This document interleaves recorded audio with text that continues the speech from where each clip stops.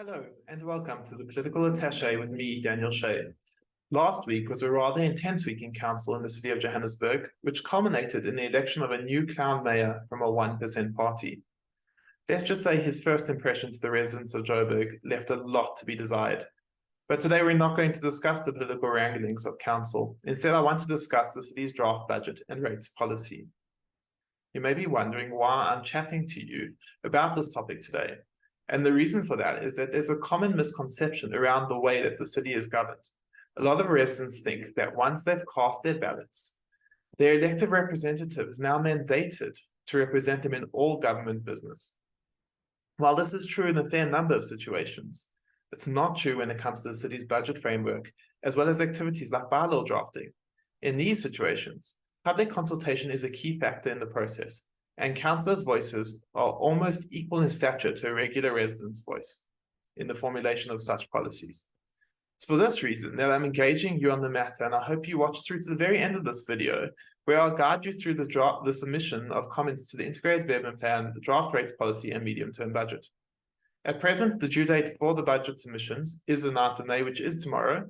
However, the city has yet to complete its public consultation meetings, and accordingly, there is a suspicion that the date will be pushed back to accommodate the meetings, but it's not a given. Okay, let's get into it. The city's integrated development plan is a strategic plan for the direction the city will take during the current term. It is reviewed every year to ensure it aligns with the actual developments on the ground. The implementation of the IDP is done through the medium-term budget, which is planned in 3-year segments, because not every project can be completed in a single financial year. The medium-term budget is also reviewed annually. The city is funded through 3 main sources: National Treasury grants, loans, and revenue, with the operating budget coming entirely from the revenue, of which rates, taxes, and utilities make up the bulk of. Accordingly, the city's rates policy is also reviewed annually, as it is this policy that has a massive impact on the amount of revenue the city collects. The draft rates policy for this year places an increase on property rates at an approximate CPI value of 5.3%. Bearing in mind that we've just seen a property valuation roll that severely increased the valuations of a massive number of properties throughout the city, this can be perceived as a bit of a double whammy on residents and may be unaffordable. Additionally, the city has lowered the rates threshold from 350,000 to 300,000. There has been some change to the pensioners' rates in the policy. Firstly, pensioners are separated into 2 age groups. They are the 60 to 69-year-olds and the 70 and above. In the 60 to 69-year bracket, there are 2 income groups that get discounts. Those who earn less than 11,904 Rand per month do not pay rates on the first 1.5 million of their property valuation. Thereafter, normal rates do apply. The next category is for those earning between 11,904 and 20,404 Rand per month. They will get a 50% discount on the first 1.5 million of their property valuation, and thereafter, normal rates apply. Those in the 70 and above brackets don't pay rates on the first 2 million of their property valuation, regardless of income. The next big change that is likely to affect anyone with school-going children who is involved in the education field is the removal of the education category in the draft rates policy. While this happened last year, schools were given a credit with the city, which essentially meant they only paid an increase equivalent to inflation. This hasn't been touted for this year, though.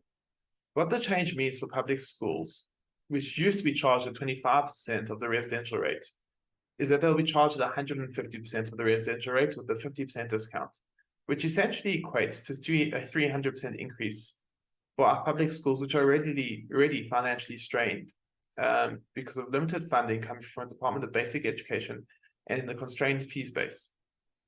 For private schools, which also used to be charged at 25% of the residential rate, they're now being charged at business rates, which is 250% of residential rates, so an 1,000% increase. Some schools may qualify for up to 30% discount to be determined by the city's affordability assessment, which still leaves them with a 700% increase. For a lot of residents who utilize private schooling, this is one of their biggest expenses. So failure to act on this will result in residents having to lay out even more to ensure that their children get a reasonable education. Business rates will also be going up by CPI, which is 5.3%. Eskom has raised electricity tariffs by 18.65%. So the city will be passing this increase on to you with an increase of 18.64%. Similarly, water tariffs will be going up by 9.3% due to Rand Water's increased tariff for bulk water purchases. Likewise, sanitation service charges are increased by 9.3%. Johannesburg remains the only metro to charge sanitation by stand size, not based on water consumption, which in my humble opinion does not make sense. So it may be worth commenting on. Finally, refuse rates will be increasing by 7%, which is marginally above inflation. Let's now talk about the medium term, or what the medium-term budget includes. This budget is the allocation of resources between OPEX and CAPEX for the next 3 years. Whilst 90% of the budget does go into OPEX, the remaining 10 or so percent still accounts for several billion rand worth of capital projects. You have the chance to input your suggestions for both capital and operational expenditure in the budget feedback form. This can take the form of electricity, road, or water infrastructure upgrades, or the installation of new play equipment in your local park, or even the construction of a clinic or a shelter in your region. You may suggest anything you like, and the officials in charge of the budget will price it and consider it to be entered into future budgets. This really is your chance to bring your community needs to the attention of both officials and the executive of the city. I'd now like to guide you through the process of submitting your comments and going through the IDP documents on the city's website. So I'm going to share my screen and guide you through the process.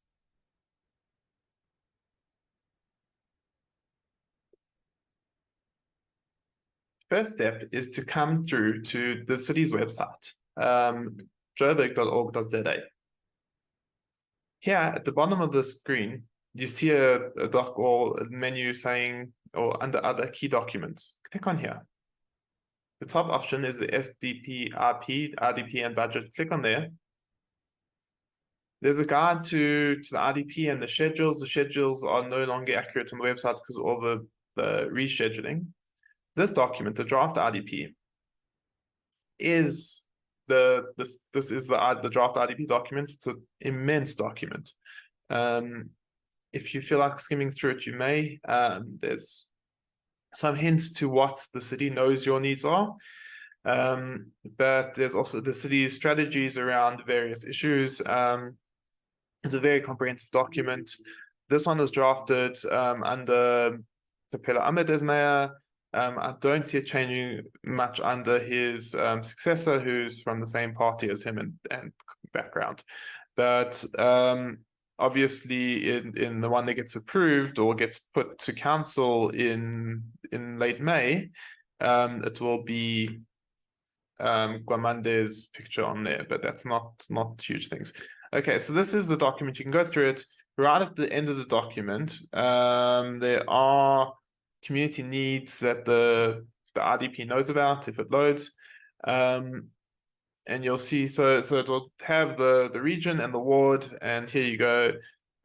This is Region E. Let's go to my ward, Ward 72. They're aware that we want complete road surfacing in Sandringham between Walmer and Edward Avenue and 13th and Margaret Road. There's a whole bunch here you can see. So that is where we currently, well, this is what the current budget RDP looks like. Let's go back.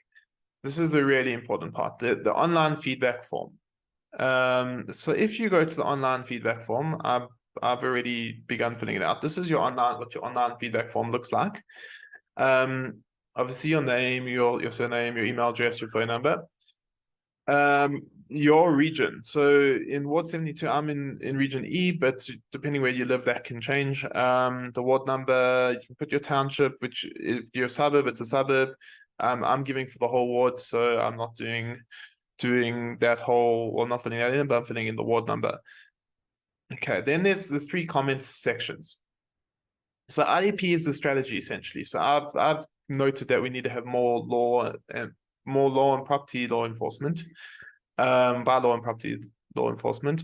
In my comments on the proposed rates, again, I've put in that we should have a 0% increase on the property rates because of the valuations. I've also spoken about the education category. And then again, on the medium-term budget, these are the projects and the niceties that we want to have, all the things we ask in the city for. So I've listed them all here. I've also listed that I'm concerned that the budget is they're overestimating revenue. So that is the inputs. It's literally number one is you're talking about the strategy. Number two, you're talking about the draft rates, and number three is actual budget items that's going through. You agree to the communications and you submit. Sorry, there you go. That is submitted my form. It's that simple. I'm going to post the links to that form and those documents in the description of this video. Thank you so much for joining me today, and have a great time. Please put in your submissions. It really does help the City of Fortune.